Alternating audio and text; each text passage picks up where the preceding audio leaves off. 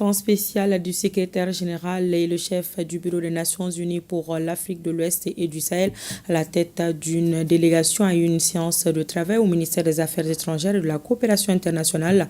Au centre des échanges, les avancées obtenues par les autorités de la transition. Les Nations Unies ont réaffirmé leur appui au Mali, un pays membre de l'organisation dans les domaines sécuritaires, économiques et sociaux. Nous retrouvons Mamari Kone. Identité des vues entre le gouvernement du Mali et les Nations Unies pour la stabilisation de notre pays. C'est dans ce cadre qu'une mission d'accompagnement des Nations Unies dans les domaines sécuritaires, économiques et sociaux est reçue au ministère des Affaires étrangères et de la coopération internationale. Nous avons des échanges très fructueux avec Monsieur le ministre et sa délégation qui nous actualise sur les progrès que le pays fait. Nous avons profité de l'occasion pour féliciter le pays sur les progrès en marche dans la voie vers la normalisation de la vie nationale. C'est vrai qu'il y a des défis, il y a des difficultés, mais le pays est en bon chemin vers la normalisation. Les Nations Unies sont mobilisées pour pas seulement accompagner le pays, mais aider aussi à mobiliser des moyens, surtout pour augmenter la capacité de lutte contre le terrorisme et le soutien humanitaire aux populations. Donc nous sommes encouragés sur les progrès que le pays fait dans ces domaines.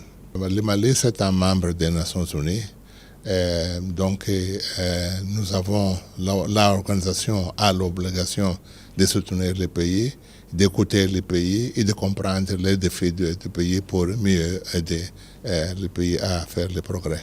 Le Mali, pays membre des Nations Unies, entend bien avoir un dialogue franc et sincère avec tous ses partenaires. Sa visite s'inscrit dans le cadre du maintien d'un dialogue permanent avec les autorités maliennes pour pouvoir avoir en tout cas une meilleure lecture de la situation au plan politique, sécuritaire et social, mais aussi disposer de toutes les informations nécessaires par rapport aux avancées du pays, les défis auxquels nous sommes confrontés, mais aussi les perspectives qui se dessinent sur l'ensemble de ces questions. Nous avons eu des échanges très francs, très ouverts.